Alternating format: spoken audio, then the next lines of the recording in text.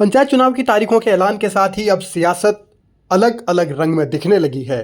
कांग्रेस ने सरकार की मंशा पर गंभीर सवाल खड़े किए हैं और सरकार की नीति को लेकर भी तमाम तरीके की आपत्तियां जताई हैं। आने वाले दिनों में क्या होगा, इसे लेकर भी अब सस्पेंस बढ़ चुका है। हम पंचायती चुनावों का उत्सुकता से प्रतीक्षा कर रहे थे, मगर जिस प्रकार से इन्होंने आरक्षण के रोस्टर को गड़बड़ाया है, उसको शून्य घोषित करके नए सिरे से बनाने की बात कही है, उससे कई क्षेत्र इस जो रोस्टर का लाभ है उससे वंचित रह जाएंगे और SC ST के हितों पर भी चोट है, ये दूसरे वर्गों के हितों पर भी चोट है।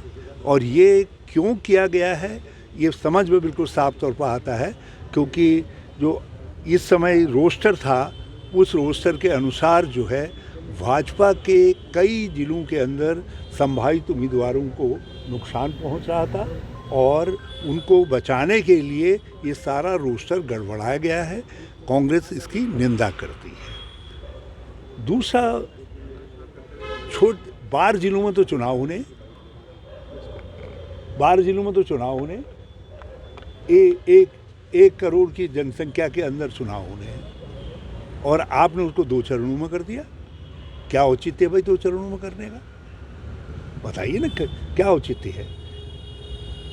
यदि आप बरसात में चुनाव करवा रहे हैं तो क्या औचित्य है? जब आप बरसात में चुनाव करवा सकते हैं तो फिर 2 चरणों में करने का तो कहीं से कोई औचित्य समझ में नहीं आता। किस बहाने से आप कर रहे हैं? तो हमको इसमें कुछ दाल में काला नजर आता है।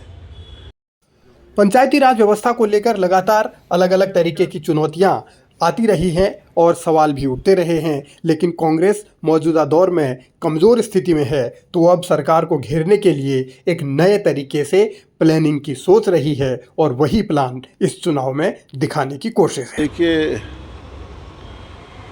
जो पंचायत राज की संवैधानिक अवधारणा है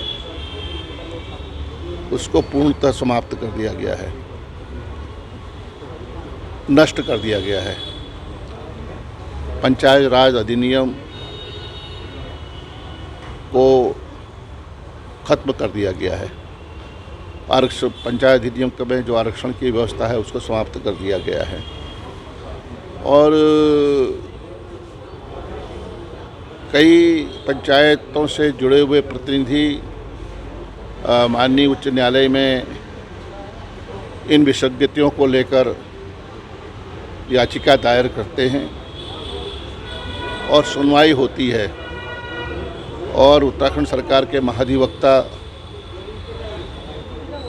न्यायपालिका में कोर्ट में कहते हैं कि हम जो विसंगतियां हैं इनका जवाब, इनका उत्तर हम 3 दिन में सरकार की ओर से देंगे और उसके बाद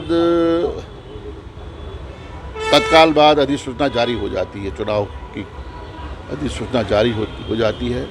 तो निश्चित रूप से भारतीय जनता पार्टी का जो चेहरा है वो साफ दिखाई देता है कि न इन्हें संविधान पर विश्वास है, न न्यायपालिका पर विश्वास है। बीजेपी की नीति और रीति पर सवाल उठाकर कांग्रेस ने इतना तो साफ कर दिया है कि पंचायत चुनाव इतने आसान होने वाले नहीं हैं। अब आने वाले दिनों में क्या क्या खिचड़ियां पकेंगी, ये भी सवाल है। बहरहाल कांग्रेस ने 12 जिलों के लिए 12 प्रभारी भी बनाए हैं। सवाल यही है कि आने वाले दिनों में इसका कितना फायदा होगा और 2027 के लिए कितनी राह आसान होगी।